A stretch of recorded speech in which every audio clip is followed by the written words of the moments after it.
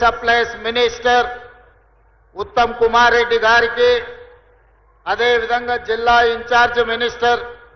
మిత్రులు అట్లూరి లక్ష్మణ్ గారికి,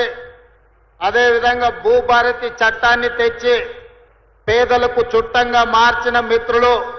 రెవెన్యూ శాఖ మంత్రులు పొంగులేటి శ్రీనివాసరెడ్డి గారికి, మిత్రులు కాంగ్రెస్ పార్టీ అధ్యక్షులు శాసన మండలి సభ్యులు మహేష్ కుమార్ గౌడ్ గారికి, మీ అభిమాన నాయకుడు స్థానిక పార్లమెంట్ సభ్యులు మిత్రులు చామల కిరణ్ రెడ్డి గారికి, అదేవిధంగా పార్లమెంట్ సభ్యులు కేంద్ర మాజీ మంత్రివర్యులు బలరాం నాయక్ గారికి, అదేవిధంగా మీ పక్క శాసనసభ నియోజకవర్గ ఎమ్మెల్యే వేముల వీరేశం గారికి, బీర్ల ఐలయ్య గారికి, కుంభం అనిల్ రెడ్డి గారికి, నాగార్జున సాగర్ శాసనసభ్యులు జైవీర్ రెడ్డి గారికి, మిర్యాలగూడ శాసనసభ్యులు బి లక్ష్మారెడ్డి గారికి, అదేవిధంగా రామచందర్ నాయక్ గారికి,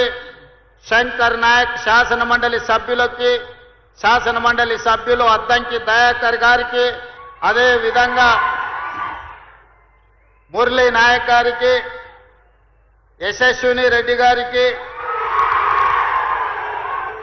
వేదిక మీద ఉన్న పెద్దలందరికీ, ప్రభుత్వ అధికారులకు, ప్రాణ సమానులైన తుంగతుర్తి శాసనసభ నియోజకవర్గ నలుమూలల నుంచి విచ్చేసిన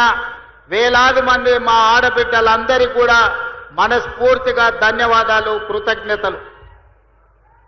మిత్రులారా, ఆనాడు శాసనసభ ఎన్నికల సందర్భంగా వివిధ ప్రాంతాలలో పర్యటన చేస్తూ దాదాపుగా 6 గంటలు ఆలస్యంగా వచ్చిన తుంగతుర్తి ఆనాడు బహిరంగ సభలో లైట్లు లేకపోయినా,